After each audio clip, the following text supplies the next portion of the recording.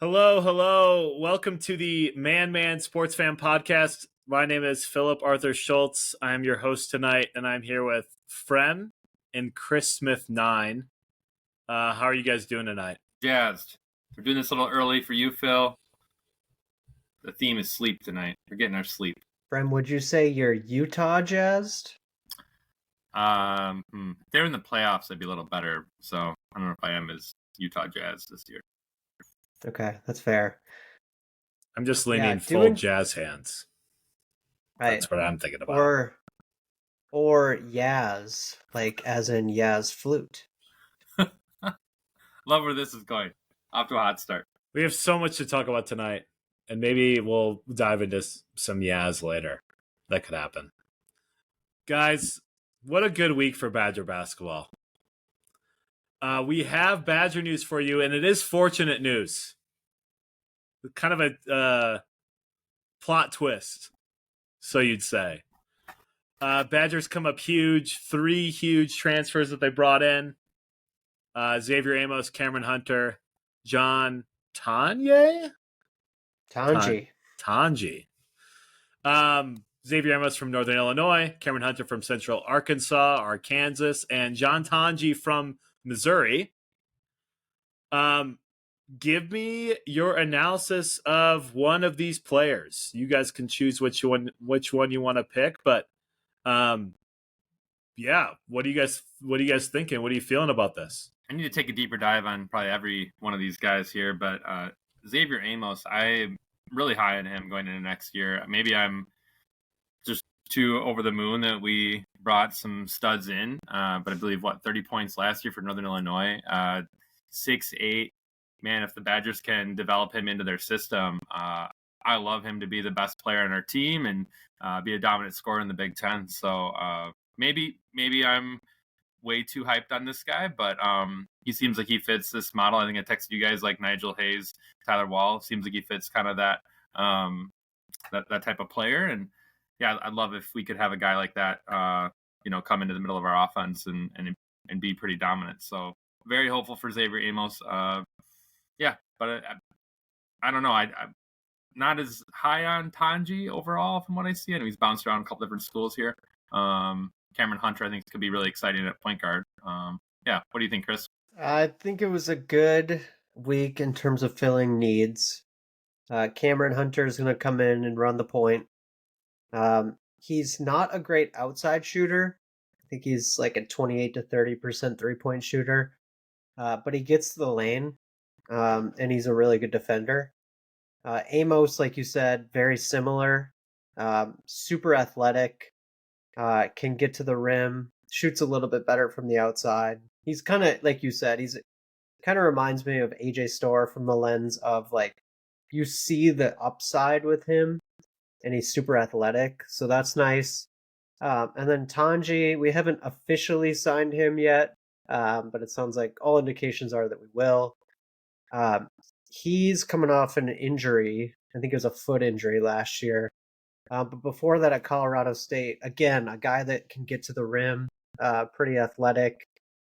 It's a nice group of players in terms of this sort of new style of offense the Badgers want to play, which is a little bit quicker, a lot of ball screens.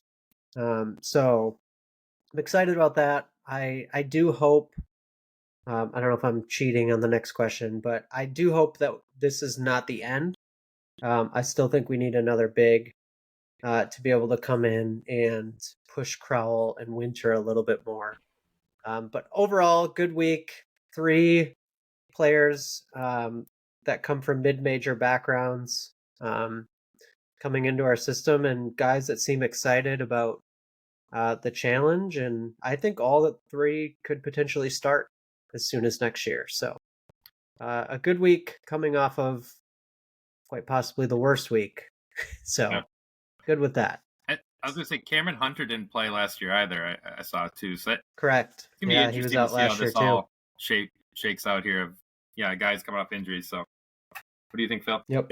It is just interesting that I feel like in past Badger teams, we've always thought somebody will make a jump or somebody will get significantly better either year 1 to year 2, 2 to 3, whatever. And it's funny that you say we need another center or we need another person to push, because Nolan Winter, we just don't know. I mean, we just don't have trust that he's going to necessarily get that much better, or that Gard is going to be able to develop him the ways that we maybe want him to. And that's interesting that you said that, because I think under Gard, that has always kind of been the criticism a little bit of like, are these players getting better? And so, yeah, to say that we need one more is just, that's interesting. I think obviously Amos, like you guys said, seems to be the most exciting of the bunch. We just needed somebody like him. He's 6'8", broke out last year, can shoot the three, which Tyler Wall cannot. So I think that'll open up more for Crowell. And the other two, it's just, it's just going to be interesting. Like you guys said, coming off injury, we still have Daniel Freitag coming in. We still have John Blackwell. We still have Max Klesmet. It's not like we have a bad team, really, that these guys are coming into. It's just, it lacks some star power. It lacks some, I think, consistency. And so it is a very good week, a good couple days for Badger basketball. It's crazy how this all happened at one time.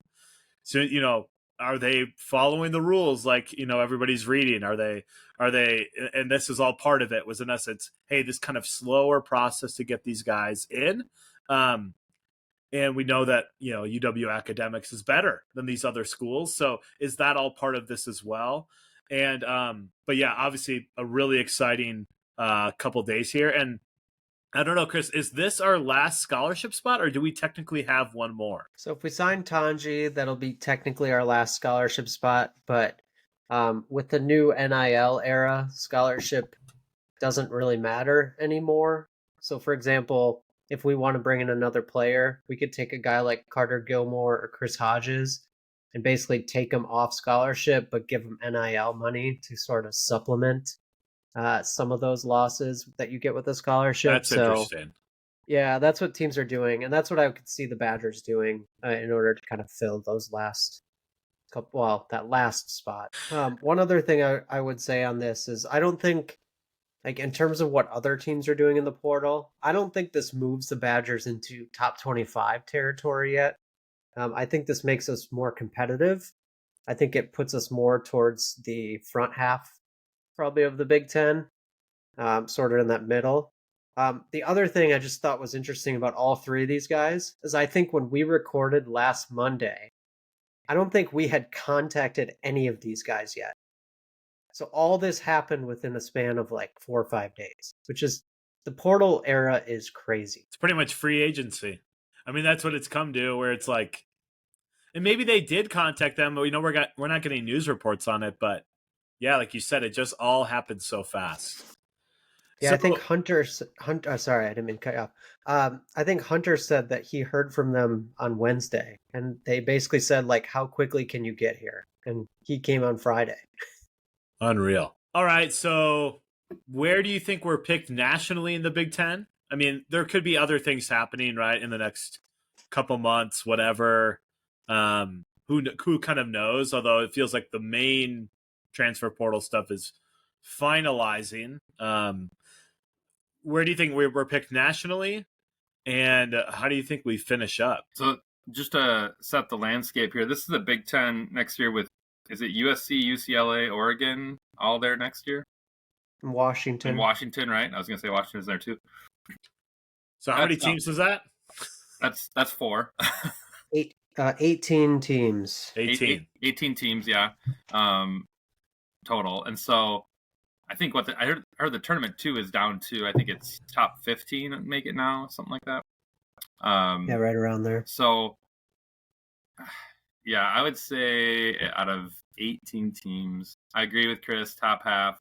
I would even put us in the top 6, I'd say, maybe as high as 6. I do think, not super high on USC right now. UCLA has been a stalwart in stalwart.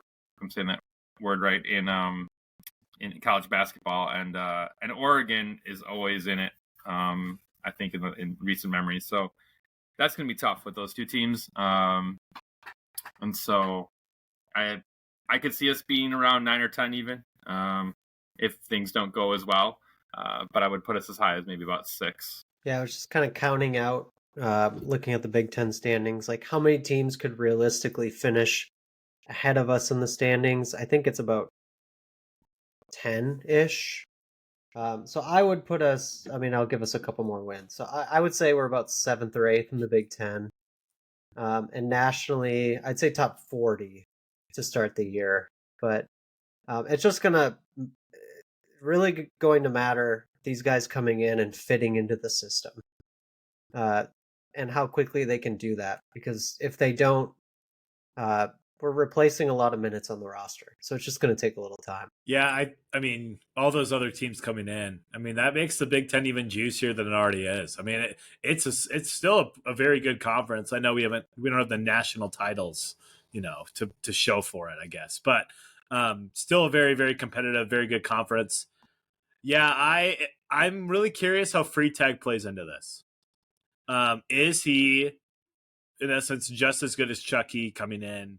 I mean, Chucky had the experience, so I don't expect that right away.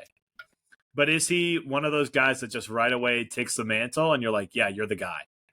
And if that's the case, if he actually is that kind of point guard for us, I mean, that could change our team. That could change our team. That could change all the bad ill. It could change that kind of like trail that Chucky left almost, right? Because just expected him to be back. But I think finishing around 8th makes sense, and that I think probably would be a good year.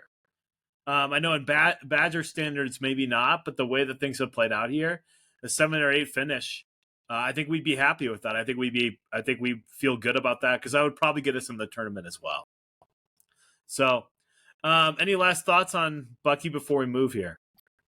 I think if Max Klesmet can revive his shooting that he once had, captured last year, and he can be even like a 2 or a 3 option in scoring, I think the team will be really dynamic. Like you said, how does Freitag with Amos play into this? And then a guy that needs to mature, and he showed flashes there in that Purdue game, the Big Ten tournament. Stephen Gilmore needs to be just a, like a garbage can around the hoop and just like rebounding and just, one of those energy guys that is just getting blocks, getting loose balls. And I think if you can get some of these guys to grow and you can get somebody to step up here with some of their additions, I think there is potential at this team. I think Badger basketball has proven time and time again to, get as much juice out of the squeeze as you can. And so I think this year is really interesting. And like we've said over and over, this is the year for Gard. I think his job is on the line here.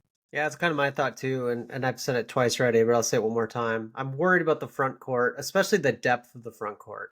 So if a guy like Amos gets hurt or Crowell gets hurt, we're going to be playing Gilmore and we're going to be playing Ilver. Like, we don't want to play those guys. So I think a priority in the portal is to go get one more front court option. Otherwise, we're going to run into the same issue we did this year, is if a guy gets in foul trouble or a guy gets hurt, we just don't have the depth in the front court, because we do in the back court now. I feel very confident there. So if we can address that, I feel way better about this team than I do right now. I really feel like Ilver should be better. Like he was like known as a shooter, and he does not hit threes. He shoots them. They actually look good coming off his hand, and then they just don't go in. So maybe some of those guys take a step. I don't think we're ever going to see the Frank Kaminsky step from year 2 to 3, but I don't know. It feels like some of these guys do have potential, and we do have. I think you guys brought up other names like Kamari McGee too. I mean, these guys are seniors or super seniors or 6-year seniors, right? Like, we have guys with experience. So, maybe we should feel a little more optimistic than we were a week ago. All right, well, let's move to the NFL draft. Great weekend. Detroit, Rock City. It killed it. 700,000 people attended. Eminem was there. Barry Sanders was there. The rest of the Lions players were there, but we don't like them. It was awesome. I thought just especially going from different coverage to different coverage. ESPN had coverage, ABC did, NFL Network did. Just interesting. It's just fun to watch. Interesting to kind of get their perspectives on players and, all these NFL talking heads on there, just talking about what they know about these guys and what they've been talking about with Scott. So really fun. we last week put our top 6 QBs together, where we thought to be drafted and by what teams. Boys, how did we do? How did you guys do on your picks related to that?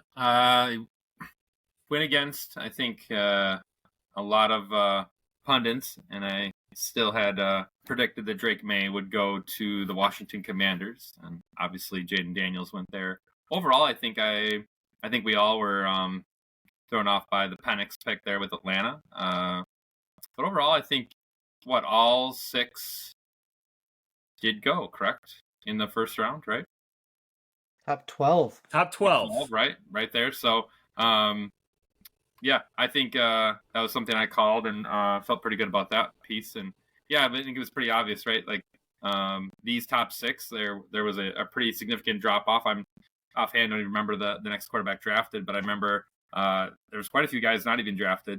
And so I think there was just such a big drop off here. These guys were really valued, and like you said, top 12. So I don't know what the exact stat is, but I think there's no QB drafted in the second or third round, maybe for the first time since 1983, or maybe it might have been ever.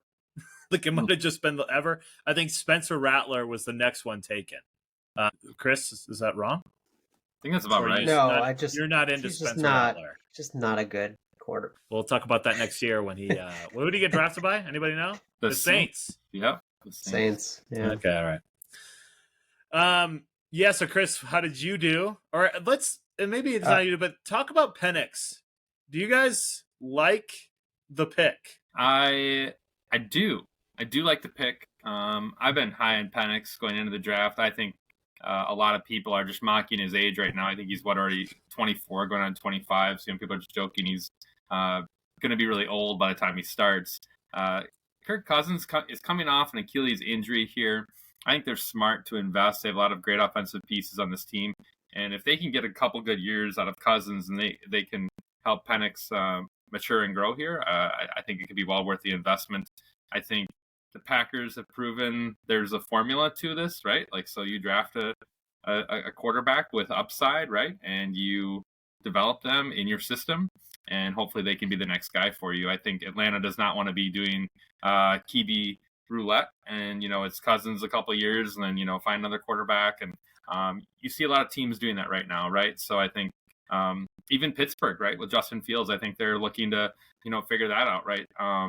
Teams do not want to be left high and dry. I think they're seeing that it is really bad for your franchise when you don't have somebody to come in and be the next guy there. So, and if, people don't remember Patrick Mahomes, that's how it was with him and Alex Smith, right? I don't think Patrick played until it was at least year 2, maybe year 3 there. But he had a couple years there, right, to mature and develop in KC, and Alex Smith was still the starting quarterback there. So, yeah, I don't think it's great when guys have to roll out and start right away when maybe they're not ready and they haven't really shown that they're game ready. I think Caleb Williams is definitely game ready, but if I'm being honest with the other 5 here, I like JJ McCarthy a lot, but I'm not so sure about a lot of these other guys if they're really game ready start of season. So, and unfortunately, you look at Jaden Daniels, Drake May, even Bo Nix, I think they're all going to have to start, and I think it could be rough for them. Yeah, I think that's a good point. I mean, sometimes when you throw guys into the starting, we talked about Zach Wilson last week, right? It's a perfect example. Like, you throw a guy in right away, sometimes it just doesn't work. I don't like the Penix pick because of where they took him at number 8. I just feel like that's really high. It feels like they're pushing the chips all in with what they've done this offseason, but then they sort of deviated from that a little bit by taking Penix.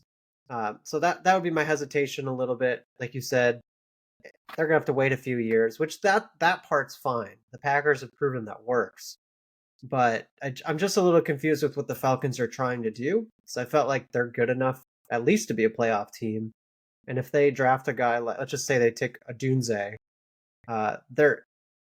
they might have one of the best offenses in the NFC, which they already kind of, they're kind of up there already. That would have pushed them over the top. So I get the idea of taking a QB. I just, taking him at 8 when no one had him mocked that high surprises me that they didn't maybe try to move down or what. But yeah, definitely was maybe the most shocking pick uh, from what I can remember in a long time. Well, and you heard all this chatter about the Rams trying to move into the top 10. And so the question is why? And so part of you thinks, is it for Penix or was it for JJ McCarthy? Or because they're the one, I think, even more than Atlanta, who has an old quarterback who's had shoulder issues, who knows, right? I mean, he's not locked into a 4-year, $180 million contract like Kirk Cousins is. Here's actually why I think I like it. I think I've come around. At first, I was shocked like everybody and their mother was. Kirk Cousins is coming off the Achilles. Will he be 100% right back to where he was? Who knows? I want to say yes, he will be. I don't think you would give him $100 million guaranteed if you didn't think that he would be. And yet, it is a good backup plan to have. It is a very good backup plan to have. And I know some people are really obsessed. Well, you want to draft a QB with this rookie contract, and you want to try to make your Super Bowl window where you can kind of build around that contract because it's so you're just not paying very much in relativity to what QBs make. I think you just want good QBs. I just think you want a QB, even if you're paying him $40 million a year, that you trust. And so you can see, right? You can actually, I mean, to say that Kirk Cousins will play all 16 or 17 games every year for the next 3 years, I don't think that's true. I don't think that'll happen. Kirk Cousins actually probably had a better system under Kevin O'Connell than what he'll have here. I actually like it more and more the more I think about it. But to Chris's point, you have Odunze, Brian Thomas Jr. I mean, you could have gotten premium capital for that pick. It seemed like everybody wanted to move up, and we're willing to pay premium. So I think this is where I kind of question it because, man, I really do think, yeah, maybe you don't need to draft a quarterback next year even because the quarterback class is supposedly really bad. But maybe it's the year after when you're in year 3 of that Kirk Cousins contract, and it's going to make a little bit more sense in your timeline. But yeah, definitely the most fascinating pick of the draft, I think, in the first round. What was the best pick of the first round in your mind just throughout the NFL? Yeah, I am huge on this guy. I think he's a walking Hall of Famer. Marvin Harrison Jr., I just don't think anyone is going to come quite close to him. I know there's some other really good receivers that have been drafted. I think there's some other really good defenders, and it was a very offensive-heavy draft. Overall, the first 15 picks were offensive players even, which is just wild. But I do think he is the stud above all studs. And I think if anything, Kyler Murray will revive his career because he has MHJ down there in Arizona, and he can walk on the field today and I would even be as bold as say he's probably a top 10 receiver just walking on the field today. I don't think that's too bold of a statement right now. Yeah, I would actually agree with you, Marvin Harrison. That would have been my number one. If I had to pick a second, it would be JJ McCarthy. I think getting him at 10, the Vikings didn't have to sell the farm to get him, and they still got the guy they wanted by only having to move up. I think it was only one spot. And like we talked about last week, I think McCarthy is going to be kind of this rock solid QB that could play for 15 years and be like a better version of Kirk Cousins. And so I just think getting him at 10, I think we'll look back at this and be like, yep, he probably should have been a top 5 pick as we talk. I think for me, just going further down the first round, I think it's the two teams that got the corners. So Kenyon Mitchell for the Eagles and Terrion Arnold for the Lions. And I just think about it in terms of value. You got 2, I think, premium defensive players at a premium position that kept falling down the board because I think of how many good offensive tackles there were, which we know is premium, and how many good QBs there were, or supposedly good QBs there were. And so for the Lions to make their secondary better, especially with the QBs entering into the division and with Jordan Love there, and then for the Eagles to get Kenyon Mitchell just to add to their stable of quality secondary players, for teams like that, it just sets them up more because those are teams that are going to be ahead in a lot of games. And so you want more players in the secondary that can play. And so I think for where they got them and how they got them, I mean, they had to move up, but you give up really very little capital to move up. I think the Lions gave up a 3rd round pick and the Eagles maybe give up a fourth. I mean, that does cost you something, but for premium positions, could be in QB, or I should say cornerback ones or CB ones. Yeah, I think that's where the value was best.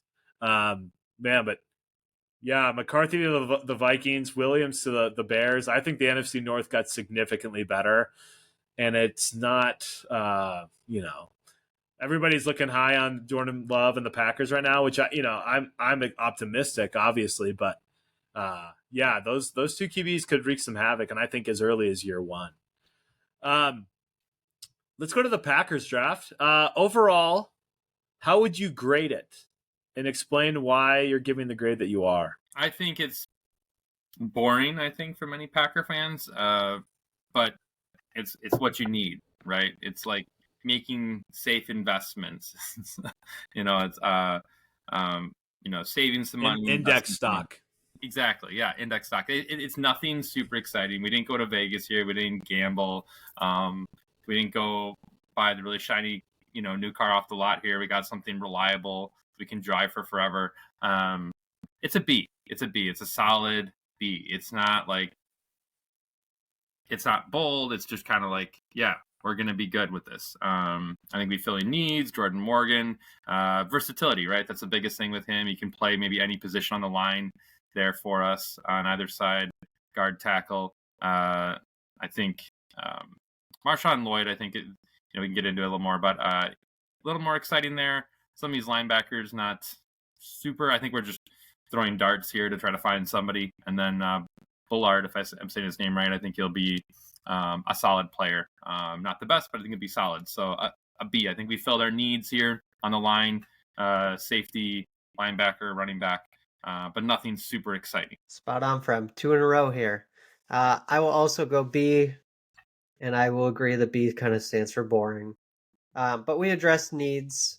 I think we got good value where we were. I remember Gutekunst, one of his quotes was basically, we held true to the board.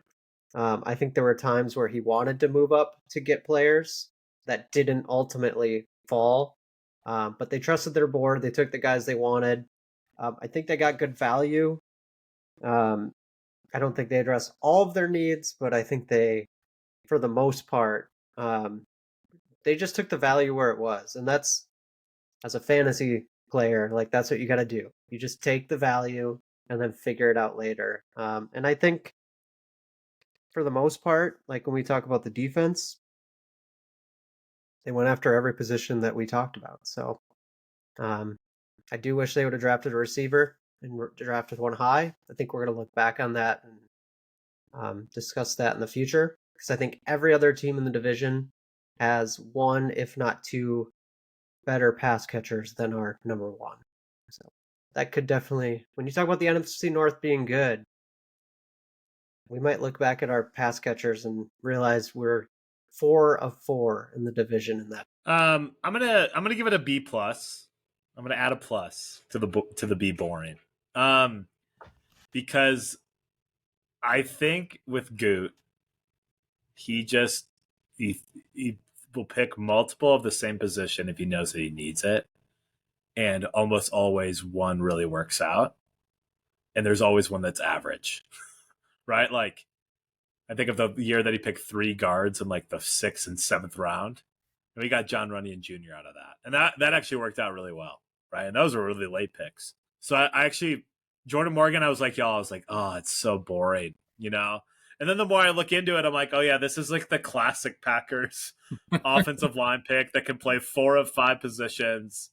And what's funny is, like, I don't think anybody exactly knows what the offensive line is going to look like outside of Elgin Jenkins being the left guard. I mean, that's what's so interesting. Like, we've never actually had this much, like, kind of uncertainty, but having probably 7 really good linemen are pretty, good to very good. So it was just such a typical Packers draft. But I think getting the linebackers, getting the safeties, getting late value with Michael Pratt and Kalen King, it just felt like, like, you fill these needs. And I don't give it an A because, like Chris and like Fred, I know we've talked about this. Yeah, it feels like, wide receiver 1. we don't have that yet. And could Christian Watson be that? I'm optimistic, yes, but inconsistent, injured a lot. Does that change in year 3? And that's kind of the question, right? I think that is the question. But to say that Xavier Legette or Ricky Pearsall, these guys in the later on, Keon Coleman, who I love, are they better than what we have? They might be better than the bottom of the depth chart. Are they better than Reed, Watson, Wicks? It's hard to say. I think maybe they'd be about the same. Maybe there'd be a little bit more upside. But yeah, I think a B plus makes sense. Which Peck are you most excited about that they drafted? I think the most exciting I see is Marshawn Lloyd. I think he has a ton of upside, and maybe it's just because maybe he could be fantasy football relevant. He played at South Carolina.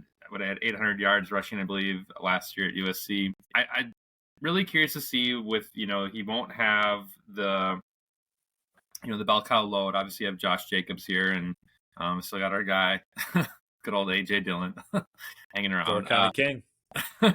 But Farmer.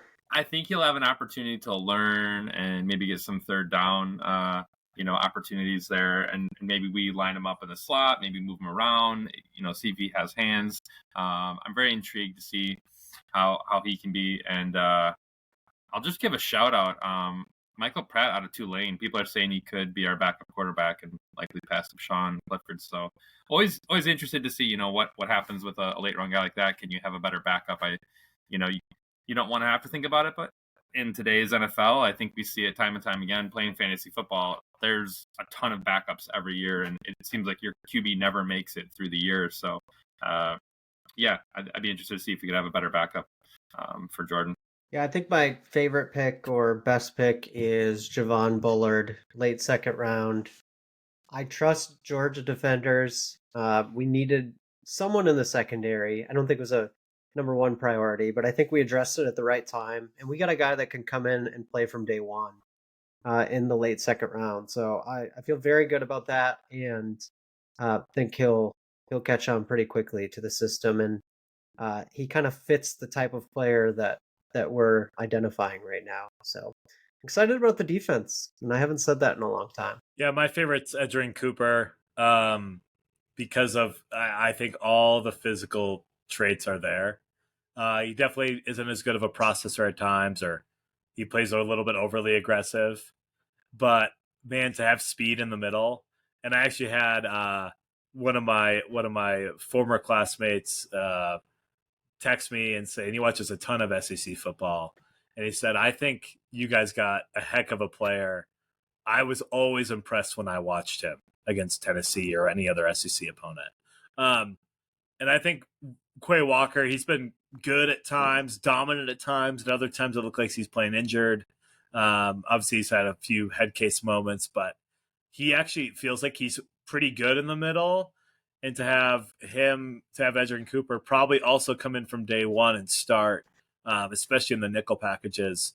I feel like that pick, that was the Aaron Rodgers second round pick that we got from the Jets.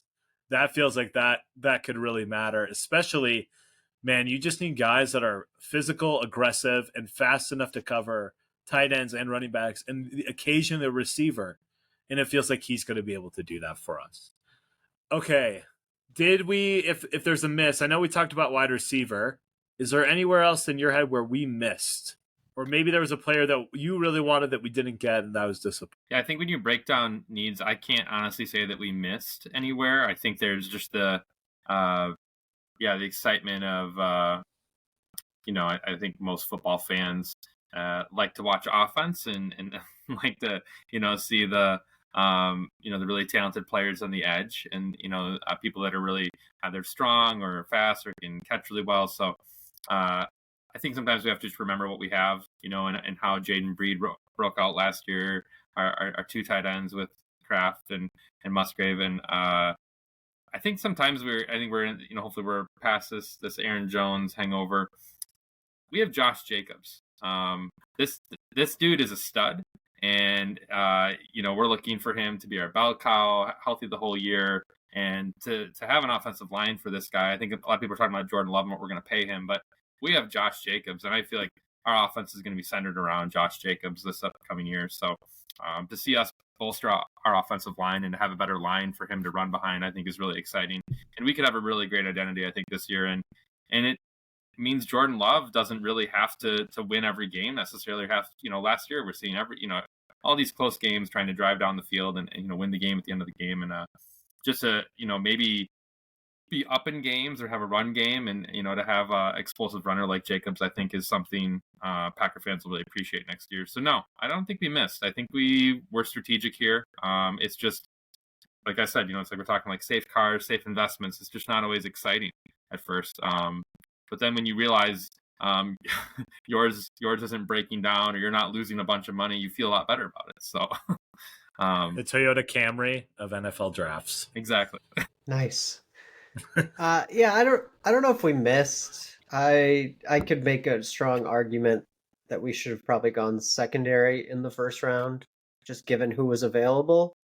But I think that's nitpicking. Like you said, Frem, I mean, if offensive line hits, then it's a win. So, but I do want to go back to the receiver thing, and then I'll stop. I promise. But who would you like? Just name it off the top of your head. Who's our best pass catcher? I think it's Jaden Reed. That's my opinion. Yeah. I went between Wicks, Reed, and Watson. Okay. But I think Reed is right. Okay. Yeah. So let's play a game here. Which one of these players, the guy that you named, which players are they better than? NFC North. DJ Moore, Keenan Allen, Rome Odunze, Justin Jefferson, Jordan Addison, TJ Hawkinson, Amon-Ra St. Brown, Sam Laporta. I think Reed. Are either of those guys better than any of them? I think, Addison's not developed enough. So I think you could say Reed is better than Addison, maybe. And then you could value him over, I don't know. Laporta and Hawkinson are really good. So, that you can tie with them, maybe. The answer is almost, it's no. I mean, and I love Jaden Reed. I think he might be better than Jordan Addison in certain ways, actually. But in terms of like route running, that kind of thing, I don't think so. I mean, Jordan Addison had, I think, almost 1,000 yards and 10 touchdowns as a rookie. So that's just my point. Yep. Like when I said pass catchers are our biggest need, I mean, this is why. You just look within our division. I just named, was that 8 guys? That are better. So, man, that's where I could nitpick and say, I do think that was a big need, and I think we missed on it, and I do think we might see the effects of that this year when these other teams can air it out a little bit better than we can. Yeah, unless Watson gets significantly better. And I think what's hard is when you're picking where you are, do you reach for a receiver where you feel like he might be good, but he doesn't necessarily do anything different for the receiver group? Or, if Brian Thomas Jr. is there, do they draft him? And part of me thinks they would have if he had gotten there. But he was the point. He was a top 15 player, though. Right. He really was. I wouldn't argue there was someone at 25 that they had to get, but Thomas fell to 23. So, if they believed what I believed, that was their biggest need, they really wouldn't have had to make a big move to do it. Which, like I said, that's nitpicking. It may be, but this is why I love the game of football. I would take those same exact pass catchers from the NFC North, Bears, Lions, Vikings, we just listed off, and compare them to the Kansas City Chiefs pass catchers. Okay, take Travis Kelce out of that, maybe. Travis Kelce, you could argue. But the rest of KC's pass catchers, you could argue, they just added, Xavier Worthy. They have, I don't know, whatever Rice's situation is here with legal matters, whatnot. You could argue that all those guys are better than Casey's pass catchers. So it is, the game of football is fascinating. I look at some of Tom Brady's pass catchers over the years. The best, receiving corps don't win games necessarily. So it is interesting. I bet we draft a receiver in the first or second round next year, though. I think you are right. It's either going to be receiver or it's going to be corner, and I don't think there's any other positions that I think it would be. Maybe defensive line, maybe. But those two, I think, are the ones where we're like, we kind of like what we have. It looked pretty good last year. It looked good enough. So Jordan Love seemed to be able to get to the ball to anybody, whether that's Bo Melton or Malik Heath or any of those guys, right? So yeah, it's pretty fascinating though when you look at the rest of the NFC North. I mean, the NFC North is pretty stacked.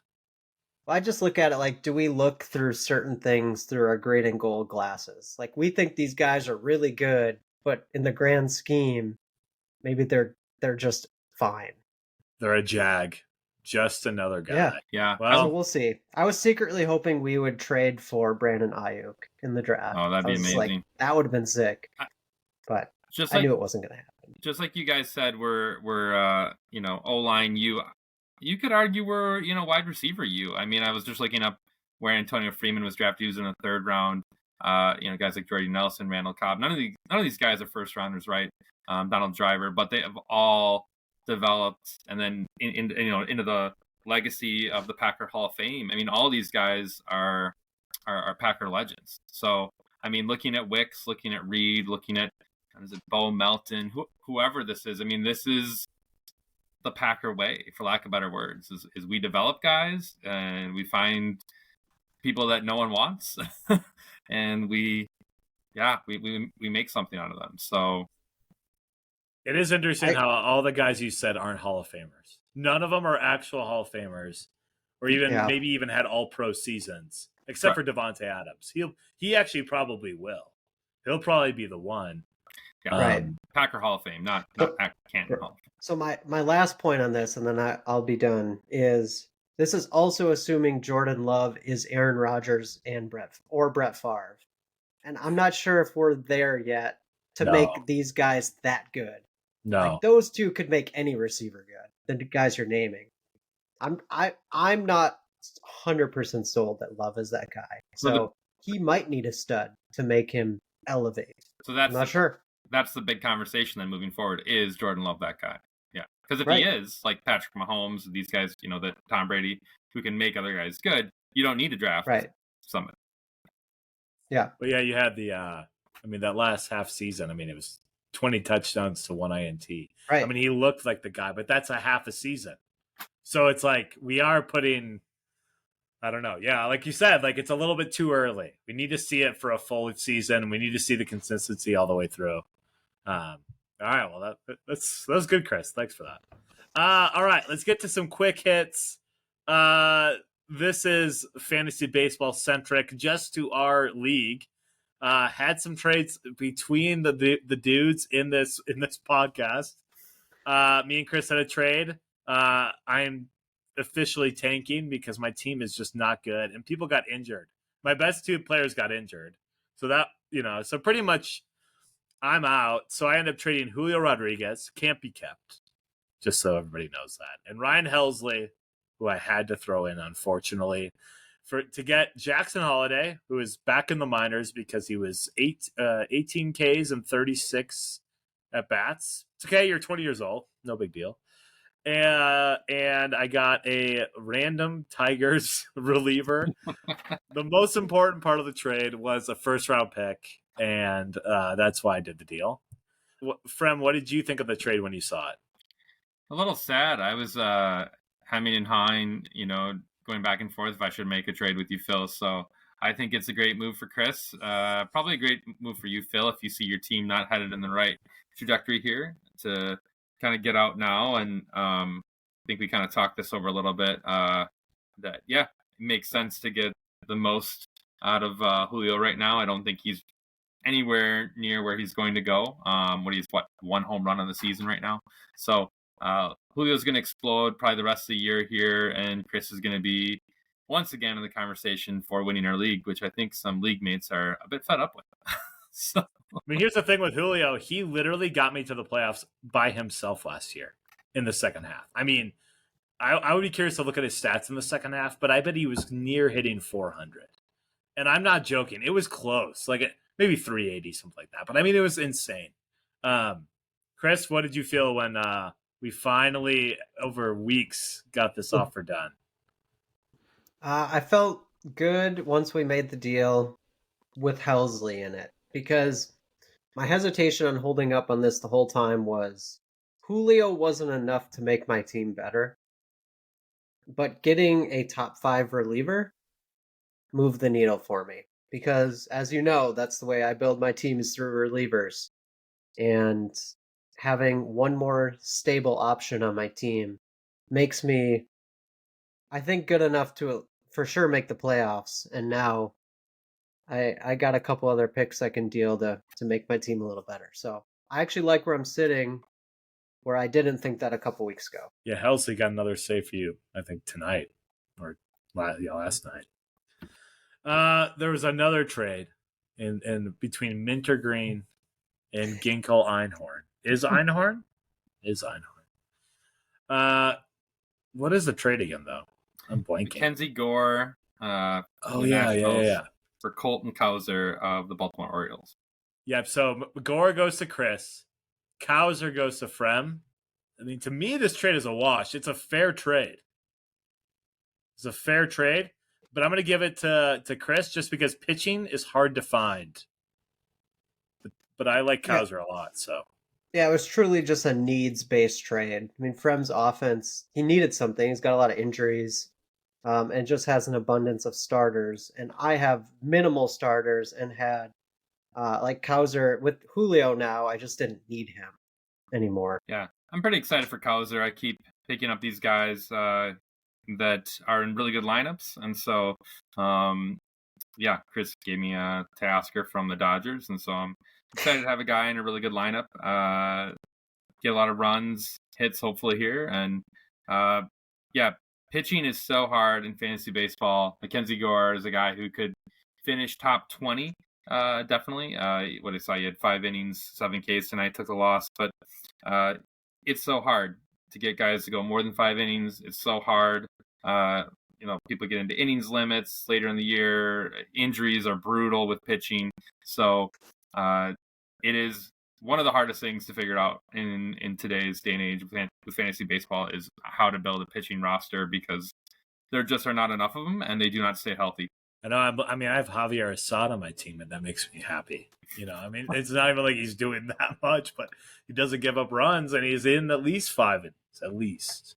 So, well, we'll move away from our trades. NBA playoffs. It is a gift that keeps on giving, at least in Denver. You guys been watching? Any takeaways or a takeaway from if you've been watching? Yeah, obviously the hometown Bucks are disappointing with Lillard and Giannis out. They are up by 20 right now in the third quarter. Oh, dang. They're going to stretch this one out. I think they'll ultimately lose unless Lillard or Giannis can get back. Not super exciting for Milwaukee right now. I've picked the Nuggets to win the repeat here, so I think that prediction is going to come true. But they have a very interesting matchup. I think the best matchup maybe of the playoffs is the Minnesota Timberwolves. Very young, hot team. They have some, some veteran presence there. I guess you could maybe call Cat and Conley, veterans there. But with Anthony Edwards, it should be an extremely interesting series between the T-Wolves and Nuggets. Overall, I agree with that take, Phil. I think it is the gift that can keep giving here. And, hopefully some good basketball on the stretch. Yeah, so I am watching the playoffs. I would say the East is not good. It's not good. Like, Boston's good, but the East itself is, when you look at the West, it's not even comparable. But Frem, you stole my take again. The Timberwolves may be the best team in the West. And getting by Denver, I don't know if they can do it. But in terms of, you talk about depth, like they got Naz Reid coming off the bench. Like Gobert is taking his game to a new level. Edwards is becoming an absolute superstar. They are the second best team in the West. It's just too bad they got to play the Nuggets in the second round, but I don't know. I think they got a shot against them. I don't think OKC or Mavericks or Clippers have any shot against whoever wins that series. I was seeing the Nuggets play the Lakers was really fun because of the Western Conference Finals last year, and it made you see that the Lakers are actually a very good team. Mm-hmm. Like the Lakers led in more minutes in that series than the Nuggets did, and it's not even close. Probably 2/3 to a third.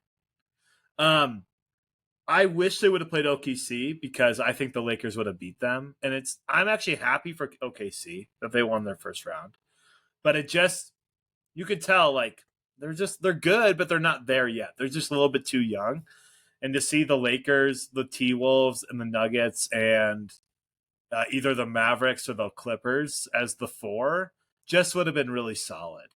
But yeah, this Nuggets Mavericks, I should say Nuggets Timberwolves matchup is going to be awesome. I actually think it's a better matchup for Denver than the Lakers are because their bigs, AD and LeBron, are just insane. I mean, they can just do everything. Gobert isn't as good against Joker as AD is. So I think it's going to be an interesting series. I think Frem, you might be right.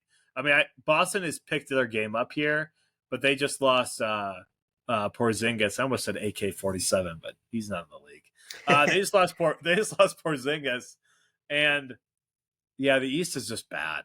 I mean, it really is just bad. It'd be awesome if the Knicks got out of the East, y'all. I mean, just because of Brunson. I love that. I was just gonna say it. Watching the Knicks beat, they have Joel, and so the Sixers have their players right now, but the Knicks are just better. I think you got whatever the Villanova Knicks going right now with DiVincenzo and Jalen and Hart there. But wow, yeah, they're on fire, and I think if they get hot in the right series against Boston, no Porzingis, I think they could win. Yeah, I mean the Villanova trio, man, they play hard. They're fun. They're really fun. And Thibodeau plays his starters too much, but he does. Grinds them. Yeah, he does. Well, hey, let's move on. We don't need to talk about the NBA too much for Carl's sake. Although, Carl, I hope you did hear that Chris is watching. And we hope that you're watching too, if you're listening to this. Jose Abreu got DFA today. And the reason we bring him up is because our friend, Hayden, who's in the league, kept him. He was a keeper. Is there anything that you guys want to say to Hayden? Is there anything that you want to comment on? Let's try to give you a hug, Hayden. It's going to be okay. No. Hey, at least you're not. I think I'm last place. I'm second to last. Injured Legends is underneath me. I was actually going to ask Frem if he had more injured players than Injured Legends. I like how there's always one team in our league every year that has like a lot of injuries and they change their name to show that, to point that out to the whole league that they suck because they have so many injuries. Yeah. That feels like a league staple, like a yearly thing. I like that. All right, let's move. Yeah. It's all good. What do you got? You good? I'm good. Yeah. Okay. All right. Well, let's move from Jose Abreu to LeBron James. That feels like an easy transition here. Okay. Lost to the Nuggets. It's not because of LeBron, although he could not hit one open three. That was pretty major. It's wide open, and then Murray hit the two over AD and established himself as a legend. What's his legacy? How do you rank him in the top 5 NBA players of all time? Yeah, unfortunately, I just think the number 4 is going to just sit there in front of him and stare him down until he can, say tie Kobe here. Surpass what Steph has 4. I just unfortunately think that number is going to haunt him in his future. I definitely think he's going to go down as top 5, best players in basketball. I think we're dealing with a Tom Brady situation where he's going to play into his 40s here, and I think you're going to see him play well into his 40s, and I think that could define him long term as maybe being right there. I think he's going to be behind Jordan no matter what right now. I would still say, I know he's the points leader, but in terms of winning, I think Kobe still has him. And I'd put LeBron around 3 right now. Yeah, after watching him in this series, I can't put him anywhere but two. Like you said, Jordan can't be supplanted at one, but LeBron playing this well at age 39 and just knowing the longevity of his career, he's never really suffered a major injury. That's kept him out like a season or two. I just think his consistency, he's won a couple titles. Like, I would have a hard time finding someone to, like you talk about Kobe. It's a good argument, but I would put him at two. I mean, I think also you have to look at LeBron in like the social media era. He hasn't had any scandal. he hasn't, he's never, I mean, he said some things that maybe were controversial, but not crazy. It's kind of crazy what he's done in this era. And that's just looking at like how much other pressure, outside pressure is on him in a way that I think even Jordan probably didn't feel in some ways. I think you can make an argument ahead of Jordan. I'm not going to do that because of how clutch and dominant Michael Jordan was. Like, I don't think Michael Jordan misses that three. I just don't think he does a wide open three like that in game two. That's the thing about LeBron. He's not really a shooter. That's not really his game. Although he hit some, I mean, especially in this last game, game 5, I mean, he was hitting 3-pointer after 3-pointer. So, I mean, he has it in him, but that's really not his game. But you're still, if you're 39 or 40 and you're averaging 25, 7, and 8, I mean, that is pretty insane. And he makes any team relevant. And granted, you still need good players around you. Like, he has AD and, he's got some pretty good role players there. But, I mean, it all goes through him. And in an era of positionless basketball, I mean, he still is a marvel. So I think he's easily 2. I mean, yeah, he only has 4 championships. Feels like he should have more. He could have more. But man, I was even more impressed with them after the series, and that's when they lost. But it's not because of LeBron that they lost. He was outstanding. So I thought he played better than Jokic. He actually probably was the best player most nights. AD actually probably was the other best player most nights. It's just that Murray was so clutch, and then Michael Porter Jr. was out of control for them. I mean, he just played lights out, which the Nuggets haven't seen from him in the playoffs. So I think they're even more dangerous this year if he's playing the way he's playing. But anyway, any last thoughts on LeBron? Yeah, I think my answer will probably change by the time he retires. I think he'll be 2. But right now, I think he's got to win one more. My last final word on that. Yeah, we'll see if he has the opportunity. I mean, he's going to be creeping up on 40 here, so. Sneak peek into fantasy football. I like this. One player that you really like going into next season after the NFL draft that just happened. Yeah. That could be a rookie. That could be somebody else. I think I know for our fantasy football draft, I think the rookie draft is going to be stocked here for players. I think there's so many interesting options here coming up. I already talked about Marvin Harrison Jr. Obviously, I'm an owner of Bijan Robinson, so very excited to see how he does in this new look Falcons offense. He has to be better than last year and whatever Arthur Smith had cooked up for him. So really excited to see how they go moving forward. And yeah, I think there are a lot of interesting headlines here to see how things go moving forward. Yeah, I think another situation that I'm really interested, I'll say 2 situations I'm really interested to see.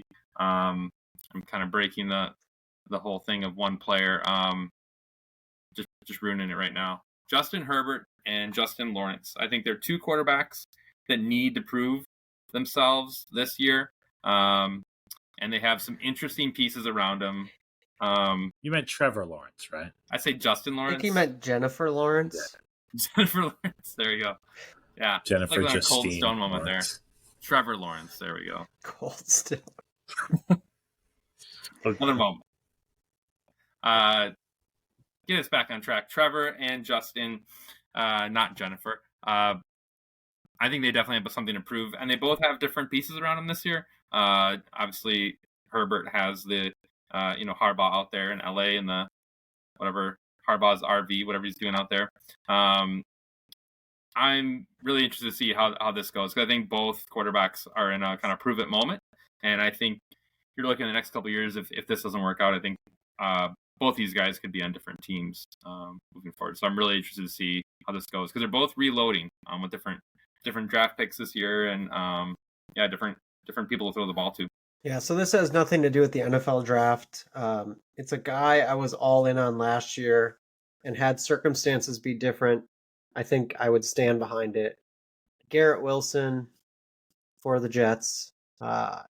Rodgers loved him. Every quote about him was like, he's like the new Devontae. If Rodgers is healthy, Garrett Wilson is going to go crazy and be a first-round pick value in next year's draft. Are we bringing the tight end back in our league? Yeah, it's back. Then the guy for me is Dalton Kincaid. Receivers are unproven there. They have a lot of Jags or just a guy. Guys that could play the role: Curtis Samuel, Matt Collins, Khalil Shakir, Keon Coleman. But Dalton Kincaid is a monster, and he had a really good year last year. He could easily be a top 3 tight end. Maybe even better than Kelsey next year. Maybe. Just because of the volume, I think he'll get more. That's my player I'm looking at. Our last segment, boys. The wide world of sports. It's like some early 90s ESPN off show. What event, sport, or sports news are you thinking about today? Yeah, Chris and I had this conversation kind of when you hopped off, Phil. This is into the world of youth sports, and due to my job, and I work with kids, and I just feel like youth sports isn't fun so much anymore. I think it's so much more based around performance, and I mean, you've already kind of alluded to this, Phil, of what's going on in NIL right now, and just how kids are looking at the world. And I just I feel like good old like traditional little league, or just have one team and be loyal to one team. Like Chris and I talked, like basketball, kids don't really care about their high school basketball team anymore. They care about their club team, or whatever these AAU teams are that are all performing for college scouts. So just a quick take of, if your kid is in sports, asking them, is it fun? That's my one quick take. Is it fun? Because if it's not fun anymore, what is it about? So that's my one quick piece, and I'll kind of leave it at that. So I'm thinking about baseball today, and it's because of the news of Mike Trout, who, 5 years ago is this like surefire, maybe top 10 player of all time. And it was reported today he needs meniscus surgery or something. I guess I didn't pay close enough to what surgery it was. But he's going to be out a while. And it started to make me think, like, let's look at Mike Trout. 2020, played 53 games. 2021, 36 games. 2022, he played 119. 2023, played 82. And this year, he's at 29. And who knows how many more he'll play this year. So that's 5 straight years of playing less than 120 games. Like, I miss the glory days of Mike Trout. He was one of the best players I'd seen in a long time. So that's on my mind. On the other end of that is Elly De La Cruz from the Reds. I saw this tweet today, and I really just want to share it with the audience. His 162 game pace. So if he kept up his line the rest of the season, you'd be on pace for 45 homers, 106 RBIs, and 101 stolen bases. So, I mean, I don't know how many people watch Elly De La Cruz. He's electric, but what he's doing is insane right now. So, if you watch baseball, turn on the Reds and just watch him fly. And he also, yesterday, threw a ball from shortstop 106 miles an hour to first. So he's just different. What's so interesting about players like that? It's almost like they come out of nowhere.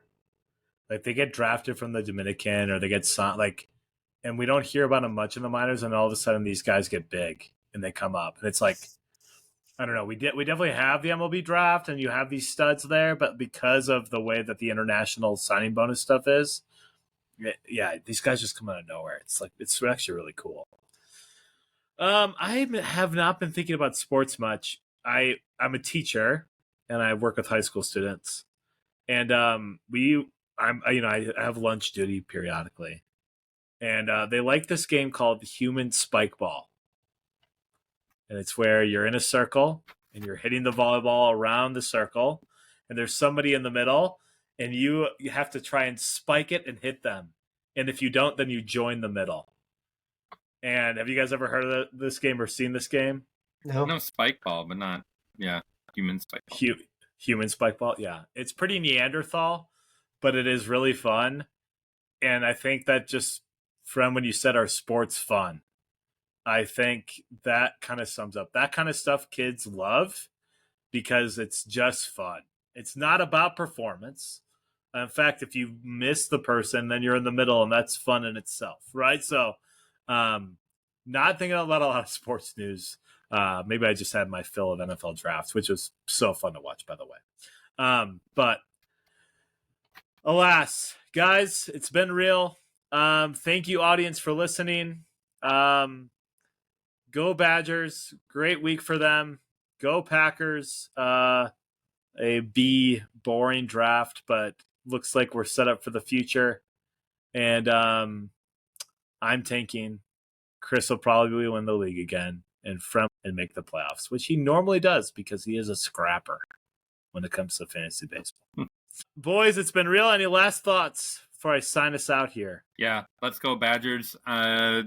Quick piece on what Chris was saying. I think really interested to see if there's any movement of what the Badgers try to do, get in a big. I think that is a little piece to watch there. And yeah, this is playoff stretch for NBA, but also this is where baseball get out of April here. April's a weird month for baseball. Get into May, get into the warmer months here. This is when baseball gets to be really fun. You get to see who are your studs for the year. So really excited to see the baseball season take off here after April. Yeah, I'll be heading down to Chicago this weekend. Gonna go watch some Cubs Brewers at Wrigley on Sunday. So looking forward to that. Craig Counsell is our manager. It's a beautiful feeling. What a stud. Thank you for listening. Comment with us on the X. Thank you, Elon. And we will get back to you. We'll see you guys next week. Take care, people.